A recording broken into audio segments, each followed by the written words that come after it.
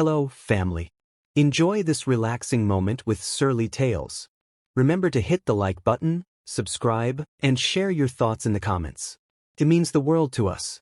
Also, share this video with your friends and loved ones, and turn on post notifications so you don't miss future videos from us. Thank you as you do so. Sit back and relax as we dive into the story. Leila awoke on her straw mattress with a jolt, the early morning light spilling through the thin, tattered curtains of her room. She could hear the distant crow of a rooster, the chatter of vendors setting up their stalls, and the faint thrumming of cartwheels on the dirt road. It should have been an ordinary day in the village of Ashura, but there was a heaviness in the air, a sense that her life was about to change forever. She was 18, slender as a reed, with a gentle heart and keen eyes that noticed the sadness behind other people's smiles. Yet her own sorrow was a weight she carried daily.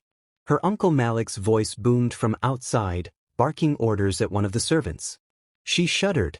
Ever since her parents died in the mysterious fire that consumed their home years ago, she had been living under Malik's roof, if one could call it that. He'd never treated her with kindness. He barely acknowledged her except to remind her of her place. In her darkest moments, Leila often thought about running away. But she had no money, no connections, and nowhere safe to go. Leila! Malik's voice thundered from the hallway. Come to the courtyard. Now. She winced at the tone and quickly tied back her long hair with a simple ribbon. Slipping on her worn sandals, she exited her small room and padded down the corridor. The house was old and made of stone, an austere building that seemed to mirror the coldness in Malik's heart. When she entered the courtyard, villagers had gathered. It was an unusual sight. Usually, the courtyard was a private space, but now it was crowded with curious onlookers. She spotted familiar faces: Aunt Soraya, who stood with pursed lips, her friend Hannah, who looked worried, and the local baker, Farid, whispering something to the blacksmith beside him. Their hushed conversations filled the air with tension. Malik stood at the center, wearing a self-satisfied smirk. I have an announcement to make, he declared. Leila is of marriageable age. I've found her a husband.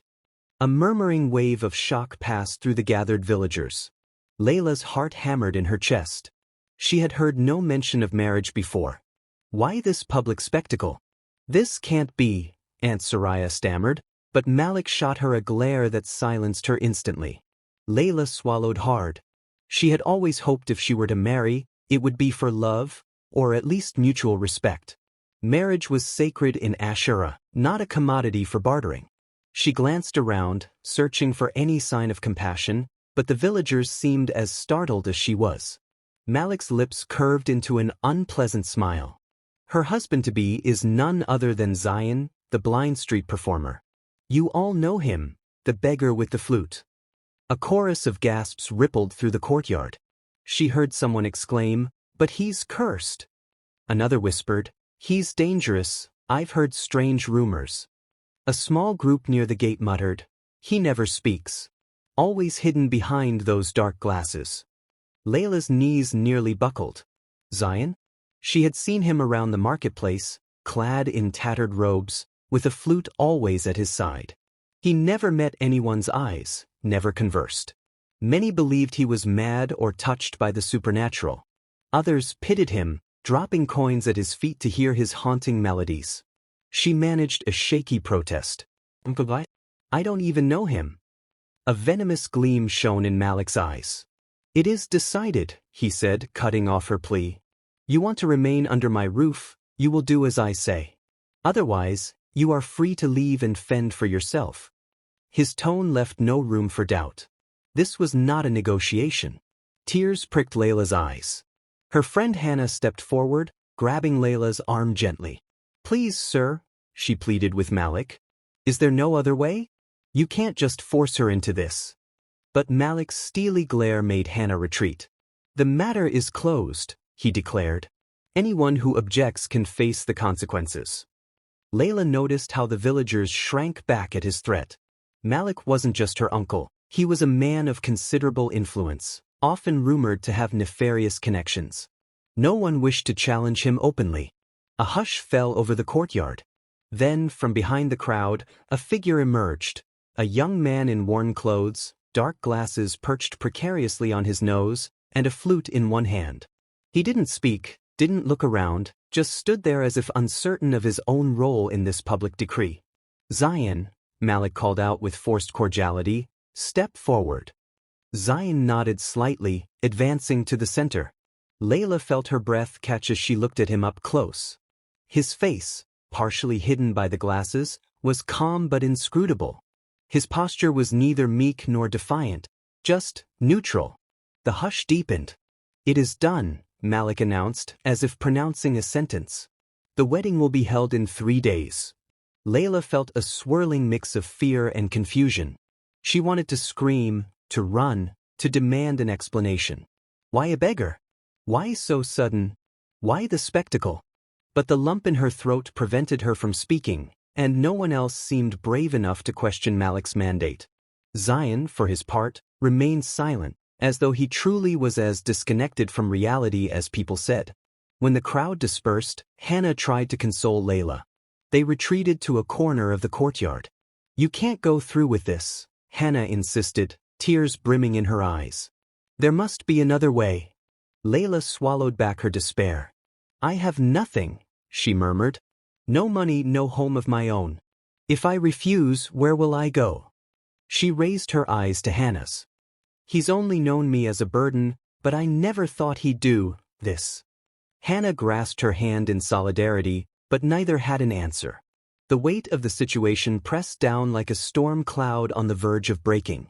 Each moment that passed was another step closer to a fate that made no sense to Leila.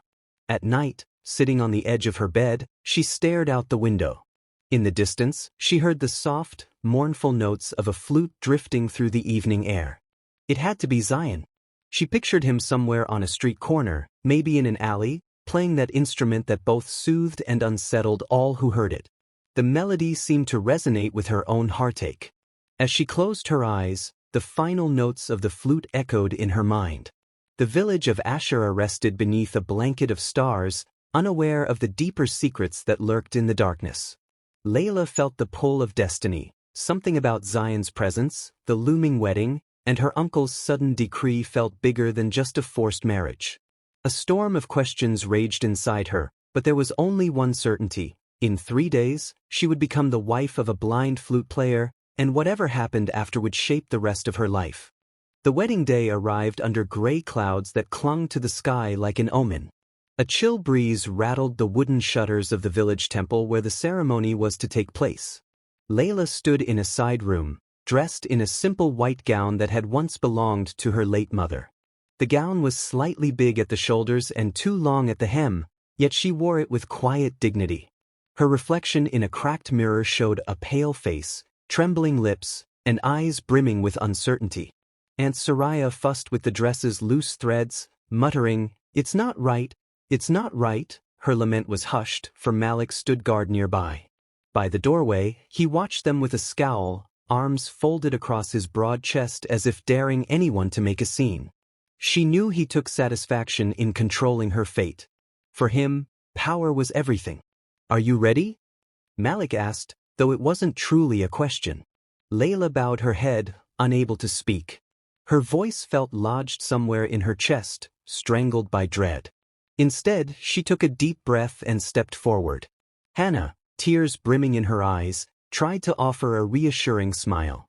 A flower wreath of pale lilies crowned Leila's dark hair, their fragrance a bittersweet reminder of what a happy wedding should smell like. Outside, the small temple courtyard was crowded with villagers. Whispers and murmurs seemed to swirl like a restless wind. They were not here to celebrate love, but to witness a spectacle orchestrated by Malik. In hushed tones, they gossiped about the blind groom, about the rumored curse that followed him, about Leila's tragic circumstances. Few, if any, were bold enough to directly oppose Malik's decision. The officiant, an elderly man named Koresh, stood at the front. He adjusted his spectacles nervously and glanced at the bride with eyes that held a measure of pity. Then the groom arrived, Zion, the blind flute player, entering the courtyard with slow, deliberate steps. He wore the same tattered robes, his dark glasses perched on his nose, and the ever-present flute in his hand. He did not speak, not even a greeting to the officiant. People craned their necks. Some commented on how unkempt he looked. Others shook their heads in disapproval. But none dared speak openly against Malik, who ushered Zion forward, practically shoving him into position. Leila felt her heartbeat drumming louder. She peered at Zion, hoping for any sign of emotion. His face was impassive, and his lips remained sealed. Though she was mere inches away, his aura felt distant, like a closed door. As Koresh began the ceremony, reading the traditional words in a weary, subdued voice, Leila felt tears cling to her lashes. This was meant to be a sacred vow, yet it felt more like a sentencing. Zion, do you take Leila as your wedded wife, to honor and protect her, in sickness and in health, for as long as you both shall live? Koresh asked. Zion only nodded, a single, curt motion. A few of the onlookers shuffled awkwardly, uncertain whether the gesture sufficed. But Koresh, with a glance at Malik's stern face, took it as acceptance. Leila, Koresh continued, do you take Zion as your husband? She hesitated, her eyes flicking from Koresh's pitying gaze to her uncle's forbidding stare. Then she swallowed. I do, she whispered, barely audible. Within minutes, it was done. Koresh declared them husband and wife with little fanfare. A few hands clapped hesitantly, but the applause died almost instantly. The hush that followed was suffocating. Leila stood there, feeling an invisible wall between herself and the villagers, between herself and her new husband. Malik, smug satisfaction written all over his face, ordered everyone to disperse. The crowd began to leave, though some lingered to catch a final glimpse of the newlyweds. Just as Leila turned to follow Zion, she felt a cold hand grasp her arm. It was Malik. He leaned in, his breath smelling of stale onions. Remember, girl, he growled in a low tone, you live under my rules. Don't do anything foolish, or I'll throw you both out. You'd never survive on your own. With that, he released her, leaving her with a heavy sense of dread. Zion's cottage was on the far edge of the village. A simple structure with a thatched roof and a single room. It was scarcely fit for two people. Arriving at dusk, Leila felt her heart in her throat. Would he be cruel? Would he demand a husband's right? She had no idea how to navigate this forced union. The rumors of his madness and violence buzzed through her mind. They entered in silence. Darkness draped the single room, lit only by the faint orange glow of the setting sun through a small window. Zion pointed at a bed in the corner and then at another pallet on the floor near the opposite wall, as if indicating separate sleeping areas.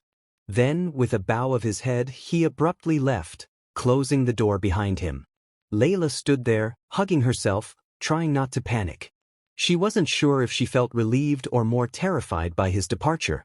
The hush of the cottage enveloped her, and her thoughts raced. She sat on the edge of the bed, tears threatening to spill. This was her wedding night, stripped of joy, overshadowed by fear and uncertainty. An hour later, she found a small oil lamp and lit it. She noticed a piece of parchment on the wooden table. Curious, she picked it up. Written in neat handwriting was a single sentence. You are safe. I won't touch you. Sleep in peace. Zion. Her breath caught. Zion could write? And more startling, he promised not to harm her? The short message held a quiet nobility that contradicted the image of a beggar or a deranged madman. She read it again to ensure her eyes weren't deceiving her. It was real, and each word felt like an unspoken vow. That night, she lay on the bed, too anxious to sleep. Zion returned much later. She heard the creak of the door. He settled onto the pallet, not speaking a word. The oil lamp had died down to a faint glow. She turned to watch him, curiosity gnawing at her. He removed his flute from the fold of his robes and cradled it like a cherished possession.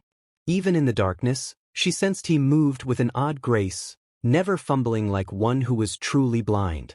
She closed her eyes, trying to piece it all together.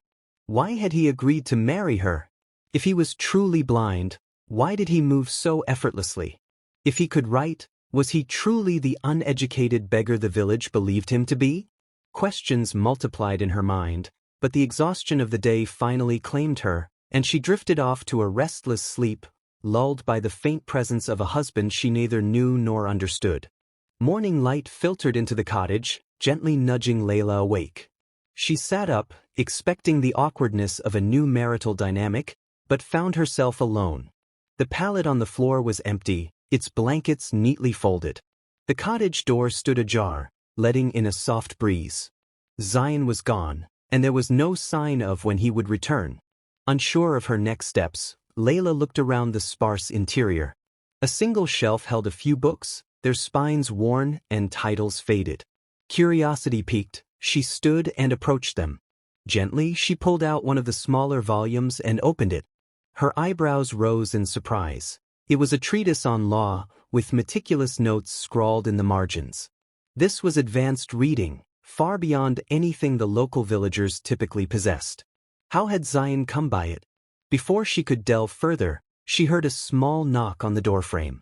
Spinning around, she found Zion standing there with a cloth bag slung over his shoulder and a loaf of bread tucked under his arm. He entered, nodding in greeting, and set the bread on the table. Without a word, he removed a parchment from the bag and wrote something. Then he handed it to her. "Good morning. I brought food. Are you well?" "Zion." Leila blinked, marveling at the clear, practiced penmanship. She mouthed a silent, "Thank you," unsure how to address him. Should she speak to him? He didn't seem deaf, only mute, or perhaps just unwilling to talk.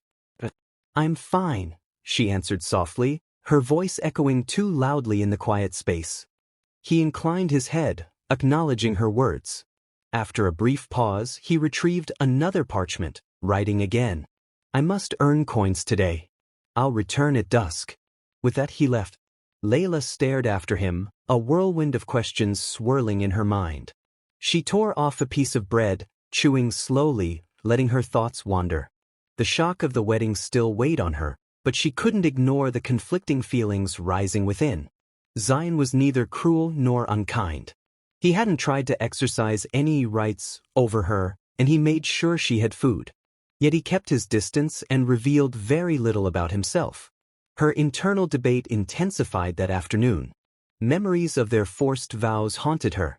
Meanwhile, Malik's anger if she disobeyed loomed large. She had to understand more about Zion, his real story. The small library, the fluent handwriting, the gentle behavior, none of it matched the gossip about a crazed, cursed beggar. Determined, she decided to follow him that night. When the sun dipped below the horizon, Zion still hadn't returned. Leila crept outside, heading toward the forest's edge. The air was cool, tinted with the scent of pine and wild herbs. She recalled that sometimes, late into the evenings, she'd heard Zion's flute rising from somewhere beyond the village. If he was truly a street performer, maybe he practiced in seclusion. Finally, she heard the familiar melody, soft, haunting notes that wove through the trees. She moved quietly, trying to keep her steps light on the forest floor.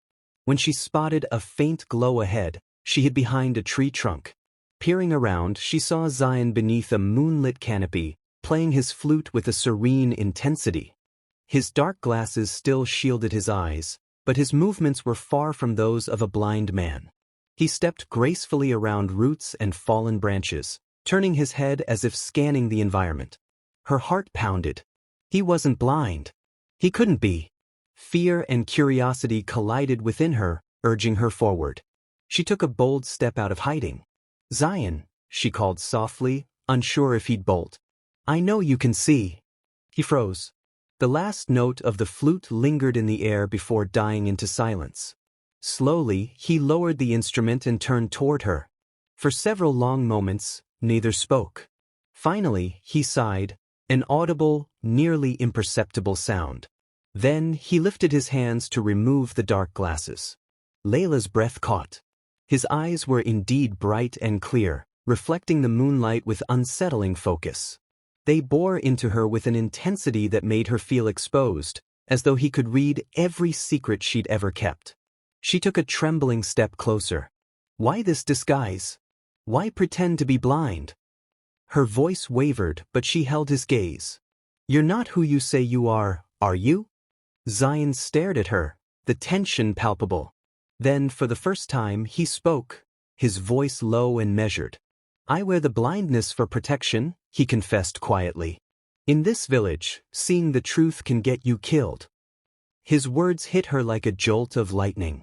Her mind whirled with implications. "Who are you protecting yourself from?" He hesitated, glancing away. "For now, it's safer if you don't know everything. But I'll tell you this, your Uncle Malik is not a man to be trusted." Her heart hammered. The mention of her uncle confirmed her deepest suspicions that there was more to Malik's story. "What does that mean?" she asked, voice hushed but urgent. Zion shook his head, slipping the glasses back on. "Knowing too much will put you in danger," he murmured. "I promise I'm here to help you. But you must be careful." She felt a sudden flush of anger. "You married me under false pretenses," she accused. "You let everyone think you were a beggar, or cursed, or whatever rumor they believe." He stepped forward, placing a gentle hand on her shoulder. "And if I hadn't? Would Malik have allowed us to wed at all? Would he have found another way to control you, or worse?" His voice softened. "I know this is difficult to understand, but trust me when I say that what I do for your protection." She blinked back tears. She wanted to demand more answers, but she sensed he was telling the truth about the danger. The wind rustled the branches overhead, and for a moment, they just stood there, two figures under the moonlight, connected by secrets and necessity. Zion took a deep breath. "Go home, Leila. I'll return soon. And please, don't mention what you've seen to anyone." She nodded, turning to leave, her mind swirling with new questions, new fears. As she walked away, she realized the forest no longer felt foreboding. It felt alive with possibilities, layered with truths she had yet to uncover. The memory of Zion's piercing gaze stayed with her long after she returned to the lonely cottage, reminding her that her life had irrevocably changed in ways she could never have imagined.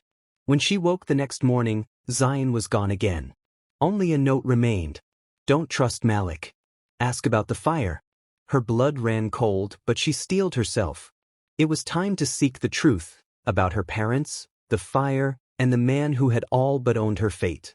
Leila clutched the note in her hand. The words echoed in her mind, "Don't trust Malik. Ask about the fire." A sickening sense of déjà vu washed over her, recalling the night her parents perished in that blaze. She had been too young to remember the details clearly, but she did remember waking up to thick smoke and searing heat, her mother's frantic voice urging her to escape. She remembered stumbling outside, coughing and choking, and then being handed off to Malik. She'd always been told the fire was an accident, a tragic mishap with a stray ember in the hearth. But now, the suggestion that Malik might be involved churned her stomach with both fear and anger. If Zion was right, the man who had raised her in bitterness could be the very one responsible for her parents' death. Her first step was to seek out Adamma, an old neighbor who had once served as a cook in her family's household. She lived in a modest hut near the central well. Leila gathered her courage and knocked on the door. It took a moment, but the rickety door finally opened. Adamma, stooped with age but with keen eyes, peered out. "Child, what brings you here so early?" Leila forced a shaky smile. "I need to ask you something about my parents. About the fire." Adamma's expression darkened. She glanced around as if worried about eavesdroppers, and then gestured Leila inside. The hut was cramped, filled with the scent of herbs and old wood. A single window let in a narrow shaft of sunlight. Adamma motioned for Leila to sit on a stool while she settled onto her own chair. "You were only a little girl," Adamma began softly. "After that night, I never saw the same spark in your eyes." She paused, picking at the folds of her worn apron. "But why ask now? So many years have passed." Tears blurred Leila's vision, but she blinked them away. "I just need to know the truth. Was it really an accident? Or was someone responsible?" She hesitated, then forced the words out. "Could Malik have?" Adamma's gaze dropped to the floor. Her knotted fingers trembled slightly. For a moment, Leila thought she would refuse to speak. Finally, the older woman exhaled a trembling sigh. "Your father was a proud man, honest and fair. He owned good land that some said was worth a fortune if developed. Malik, I know, was always envious. I once overheard arguments between them, vicious arguments. Your father refused to sign over any rights to that land. Leila's heart pounded in her ears. Go on, she whispered. Amma swallowed hard, seeming to wrestle with her conscience. That night, she continued, I saw Malik leave the house minutes before the fire started. I assumed it was a coincidence. But soon the flames erupted everywhere, too suddenly. It wasn't just a stray spark. It was like someone had doused the house in something flammable. When I tried to run back in to help, Malik appeared, ordering me to stay away. He said it was too late, that the roof was already collapsing. A cold knot of dread clenched in Leila's gut. It was nearly impossible to fathom such cruelty. Why would he do that? He risked my parents' lives. For what? Amma reached out and grasped Leila's hands. He wanted everything, child. The land, the inheritance, the influence. After your parents died, he took custody of you, effectively securing control of their assets until you came of age.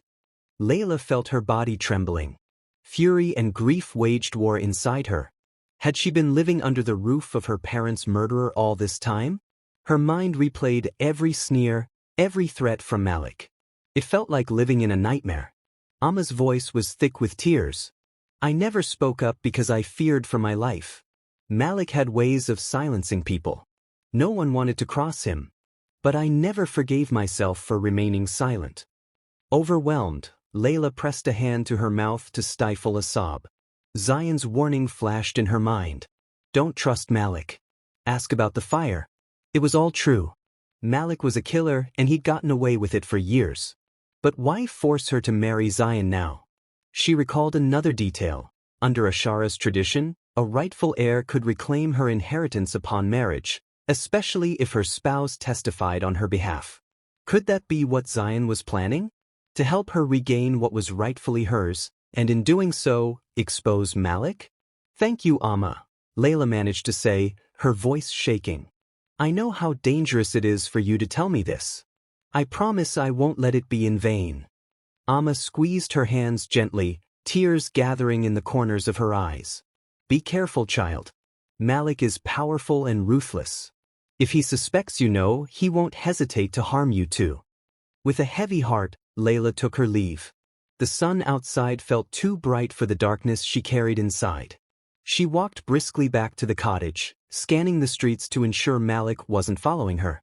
Once inside, she locked the door. For a moment, she simply stood there, hands shaking. Then a spark of determination flared. She would not let Malik continue to hold her life hostage. She had to confront him, or at least prepare to do so. She decided to wait for Zion's return. Evening came, and her new husband entered quietly as he always did. She nearly jumped out of her chair to meet him at the doorway. Zion, she exclaimed, voice taut with emotion. I spoke to Amma. She confirmed it. Malik set the fire. He killed my parents for land. Zion's expression hardened beneath his glasses. He set down a small package of food and placed a hand on her arm. Then you know the depths of his treachery, he said softly. It's worse than you think. He's committed more crimes than just arson. Leila's eyes widened. What do you mean? He hesitated, then motioned for her to sit at the table. I can't reveal all yet, he warned, but I need you to trust me. The day is coming when we'll expose him. He squeezed her hand gently. Your marriage to me ensures that you remain the legal heir to your father's estate. Otherwise, Malik might have sold it all and disappeared. Her breath caught as she realized the significance. This forced marriage might have been the only way to save her rightful inheritance and hold Malik accountable. Are you working with someone? She ventured. Zion nodded, removing his dark glasses briefly to meet her eyes. I have associates. We've been gathering evidence for a while. There's a reason I pretend to be blind. People ignore me, say things in my presence they shouldn't. It's helped me piece together a case. A glimmer of hope sparkled within her. Then all is not lost, she whispered. We can stop him. He offered a small, grave smile. Yes, but we have to be cautious. Malik won't go down easily. Emboldened, Leila made a decision. She would no longer cower in silence. Her parents deserved justice, and she deserved her freedom. Together with Zion, she would unravel Malik's lies. In that moment, she realized her marriage to this mysterious man was no accident. It was an alliance forged by necessity and fueled by a desire for truth. "Whatever it takes," she said, her voice steady with conviction, "I'll help you bring him down." Zion nodded, respect flickering in his eyes. In the flickering lamp's glow, they formed a quiet pact. Their union, once forced by Malik, had transformed into a partnership, one anchored in a mutual quest for justice. Outside, the wind rustled through the trees, as though whispering that the storm of retribution was fast approaching. Malik's summons came swiftly, an official notice posted at the village square. He had called a public gathering to discuss urgent matters of land and family. Word spread through Ashera like wildfire. Curious villagers whispered theories. Maybe it was about new taxes or the rumored band of thieves in the area. But Leila, reading the notice, sensed the real reason. This was Malik's next move against her, a bid to invalidate her marriage and seize control once again. "That snake," she muttered, hand trembling as she crumpled the parchment. She hurried back to the cottage, where Zion was waiting. He read the crumpled paper with a furrowed brow. "It's sooner than we anticipated," he remarked. "He wants to declare your marriage void and claim the property." His eyes behind the dark glasses were sharp. Leila pressed a hand to her chest, steadying her breath. "Then we don't have much time. Are we ready to reveal what we know?" Zion exhaled slowly, slipping off his glasses. "We have enough evidence to turn the tide. But the timing must be perfect. I've arranged for witnesses." He produced a sheaf of documents from a hidden compartment in the cottage wall. "Signed statements from Amma and others who overheard Malik's threats to your father. Official records proving your rightful inheritance. Proof of Malik's fraudulent land transfers. Everything is here." Leila's heart pounded. This is it. She met his gaze. "We go tomorrow?" Zion nodded, determination set in his jaw. "Yes. Tomorrow, when the village gathers, we'll expose him." The next day dawned under a cloudy sky. Leila dressed in modest but clean garments, while Zion discarded his tattered robes in favor of a simple, unassuming tunic and trousers. He kept the glasses in a pouch at his side, seemingly ready to don his disguise at a moment's notice. Together, they walked to the village square, heads held high. A wooden platform had been erected near the old well. Malik stood atop it, flanked by two burly men who served as his personal guards. A hush fell over the crowd as Leila and Zion approached. Many villagers turned to stare. After all, few had seen the couple in public since the wedding. Malik's gaze flashed with thinly veiled contempt. "You dare to show your faces?" he sneered. "You, Leila, the ungrateful niece who challenges my guardianship. And you," he turned to Zion, "the beggar who pretended to marry her. We have business to settle." Leila's knees wobbled, but she clutched Zion's arm for support. Zion, calm as still water, stepped forward. "Yes, we do," he replied, his voice carrying clearly through the tense silence. Though the villagers gasped, Zion had rarely spoken in public, he remained unruffled. Malik waved a parchment in the air. "I have here a declaration that this marriage is invalid, signed by Koresh himself, who admits the groom gave no verbal consent. Thus, any claim Leila has to the property is null and void." He smirked, confident in his carefully orchestrated plan. "Effective immediately, all assets revert to me, the rightful caretaker." A ripple of chatter spread through the crowd. Koresh, the village officiant, stood awkwardly at the edge of the platform, avoiding eye contact. Perhaps Malik had coerced him into this confession. Leila's chest tightened. This was exactly the scenario they'd feared. She glanced at Zion. He met her gaze reassuringly, then faced the crowd. With deliberate composure, he removed his dark glasses. A collective gasp rose from the villagers. Some had never seen him without them, others had rumored he was blind. Now, the truth shimmered in his piercing eyes. "I have a declaration of my own," he said, addressing not just Malik, but every villager present. "I'm not Zion the beggar. My name is Zion Caleb, formerly an investigator for the royal tribunal." People gaped in shock. Whispers sprang up like wildfire. An investigator? He's been lying all this time? Why would he do that? Malik sputtered in outrage. What nonsense is this? Guards, seize him for impersonation. But Zion raised a hand, producing a small medallion etched with the royal crest. I assure you, my credentials are legitimate. I went undercover to investigate reports of land theft, arson, and murder in this village. A heavy hush fell. Eyes turned to Malik, who appeared rattled but tried to maintain his composure. That's preposterous. You can't just waltz in here with accusations. Zion cut him off by brandishing the documents. We have proof that you orchestrated the fire that killed Leila's parents. We have signed statements, including the testimony of Amma, who witnessed your threats. Furthermore, we have records of your attempts to illegally transfer the deed to Leila's inheritance into your own name. A collective gasp. People glanced at each other, uncertain whether to believe such a monstrous allegation. Malik's face went pale, then contorted with rage. He stepped forward, pointing a shaking finger. Lies. All lies. A sudden commotion behind him. Amma, escorted by a couple of Zion's associates, stepped onto the platform. Her voice trembled but was firm. I saw you leave Leila's family home moments before it was consumed by flames. I heard you threaten her father just days prior, warning him he'd regret not handing over the land. Malik's guards shifted uncomfortably, uncertain whether to remain loyal to a man who might be exposed as a murderer. The villagers began murmuring more loudly now, outrage and shock mingling in the air. Zion spoke again, voice steady and strong. Furthermore, under Ashara's customary law, Leila's marriage stands valid. We have eyewitness accounts that I nodded my consent, and I've since provided spoken affirmation. This union is not a fraud. Her inheritance is rightfully hers, and you, Malik, have no claim to it. The crowd erupted in whispered excitement and indignation. Some demanded Malik be punished. Others stared wide-eyed, struggling to reconcile this revelation with the man they'd feared or followed for years.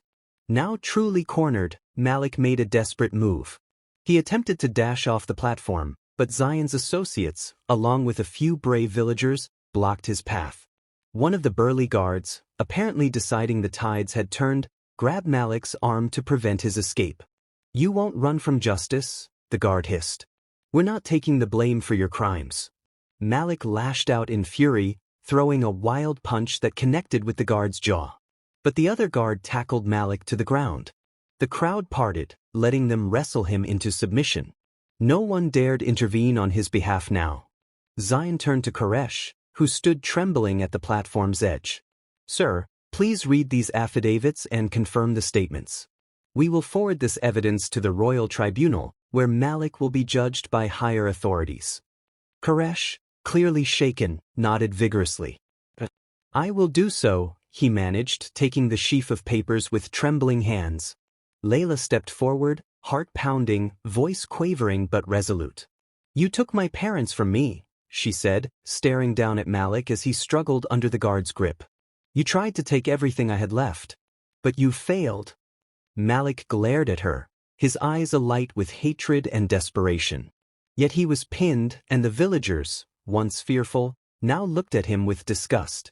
His power had crumbled like dust. Zion gave Leila's hand a supportive squeeze. They had won this round, but the final judgment would come from the royal court. For now, though, the biggest weight, fear, had lifted from her heart. She gazed at Zion, gratitude and awe swirling inside her. He'd risked so much to protect her, to expose the truth. Their union had become far more than just a forced marriage. It was the catalyst for justice. As Malik was dragged away in chains, the village erupted in chatter. Some openly rejoiced, while others hung back, stunned by the drama they had just witnessed. In that moment, Leila felt the first taste of freedom she'd had in years, a spark of hope igniting in a life too long overshadowed by grief. Ashara was never the same after Malik's arrest. Word of his crimes spread rapidly. Royal tribunal agents arrived within days, escorting him to the capital to face a formal trial. Most villagers felt a strange mixture of relief and unease. unsure how to carry on without Malik's controlling presence. Yet a sense of renewed community spirit began to grow, a cautious optimism that justice could prevail even in their little corner of the kingdom. Leila stood by the window of her parents' old house, a home she had inherited, though it was in dire need of repairs. The roof's charred rafters and smoke-stained walls bore silent testimony to the tragedy that had befallen her family. With Malik gone, the property was rightfully hers again, and she was determined to restore it, to transform it into a beacon of hope.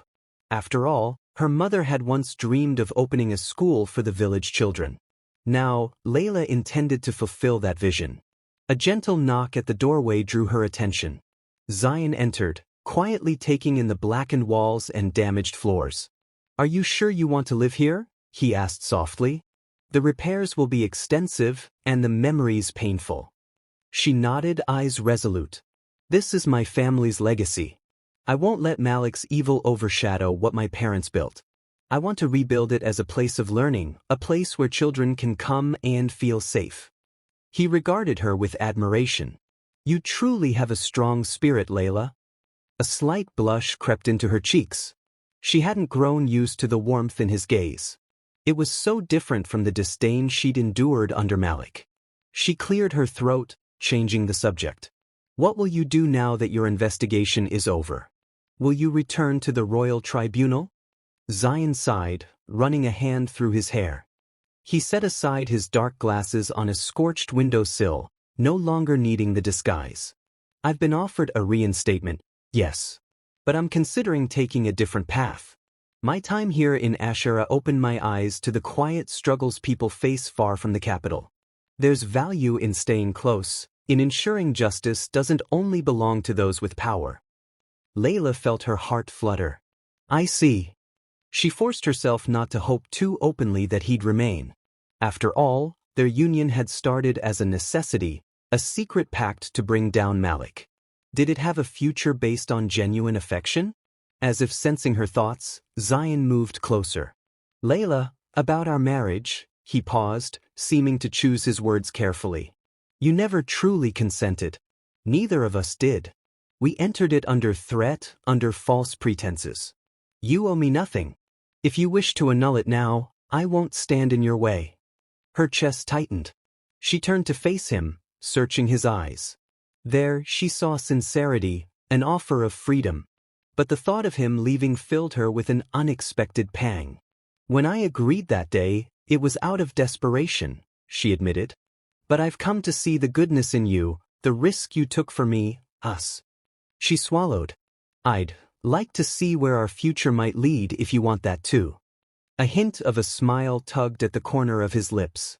"I do." Relief flooded her. Their bond, forged in the fires of deception and danger, had grown into something genuine. A quiet joy settled between them as they surveyed the damaged house, no longer just a symbol of tragedy, but one of rebirth. In the weeks that followed, life in Ashera found a new rhythm. Leila and Zion received official word from the royal tribunal. Malik's crimes were confirmed, and he faced a lifetime of imprisonment. The farmland that once caused so much strife was hers, as it should have been all along. She sold a portion of it to fund the repairs on the house, ensuring she could fulfill her mother's dream of establishing a small school. Every morning, they worked side by side, clearing rubble, hauling new timbers, and scrubbing soot from the walls. Hannah, Aunt Soraya, and even some of the villagers joined in, eager to see the place reborn. Slowly but surely, the charred remains were replaced by fresh wood, bright paint, and open windows that let sunlight pour into the once dark rooms. Through it all, Zion kept his flute by his side. At dusk, when the day's labor ended, he would stand at the edge of the property, gazing at the setting sun. Softly, almost reverently, he would play a melody. The villagers who passed by would pause to listen, drawn by the haunting beauty of his music. Over time, the flute's melody became a symbol of renewal, a far cry from the secret signals he once sent to gather evidence against Malik. One evening, as the sky blazed with oranges and pinks, Leila approached him with a small basket of food. "You play so beautifully," she murmured. "Do you miss the anonymity you had before when no one suspected who you really were?" He lowered the flute, shaking his head gently. I miss the simplicity sometimes, but not the secrecy. There was a certain loneliness in that disguise. I don't regret shedding it. Leila nodded, understanding all too well the weight of isolation. She sat beside him on a smooth rock, offering him a sweet roll from the basket. They ate in companionable silence, the hushed evening air wrapping around them. Beyond the horizon, stars began to emerge. Finally, Zion turned to her, voice quiet. I never expected to find a home here. My life was about moving from case to case. But Asherah, for all its troubles, gave me something precious, a place to belong. Her heart thumped softly. And you'll stay? He took her hand, lacing his fingers through hers. Yes, if you'll have me. His eyes shone with affection that needed no disguise. She gave a small laugh, tears prickling her eyes. I think I'd like that. As the weeks turned to months, the newly rebuilt house opened its doors to village children. They came hesitantly at first, curious about this school, where they could learn to read, write, and discover the wider world. The transformation was slow but profound, each child's success a testament to resilience. Leila stood at the front of the makeshift classroom, guiding them through alphabets and numbers, while Zion, on occasion, taught them about honesty, fairness, and the importance of standing up for what's right. Their love story became part of the village lore. How the quiet, blind flute player turned out to be a fearless investigator. How the timid girl, once forced into marriage, claimed her rightful place and rebuilt her parents' dream. Their marriage, once a facade, blossomed into a genuine partnership, founded on truth and mutual respect. Late one afternoon, after the children had left, Leila swept the front steps while Zion practiced a gentle tune on his flute. She paused, resting the broom handle against her hip, and simply listened. The music, once an ominous symbol of rumors and secrets, now carried hope and warmth. When he finished, she gave him an appreciative smile. You know, she teased lightly, if you keep playing like that, you'll never convince anyone that you're just an ordinary villager. He grinned, lowering the flute. Maybe that's for the best. Some truths should never be hidden. She laughed, her eyes shining with contentment. The flute never lied, not when it was in Zion's hands, not when it called the children to gather for lessons, and certainly not when it guided them toward a future free from Malik's tyranny. Their life together was no longer built on forced vows and hidden identities, but on a shared commitment to honor the past and pave a brighter path forward. And thus, in the heart of Asherah, beneath the watchful sun and the whispering trees, a once dreaded marriage became a union of love and justice, where the haunting melodies of a flute bore witness to the power of truth, and a young woman's determination reclaimed both her heritage and her voice for all time. The end. If you enjoyed this story, we invite you to give it a like and subscribe to our channel. Your support motivates us to keep bringing heartwarming stories almost every day. We are very grateful for your support. See you soon.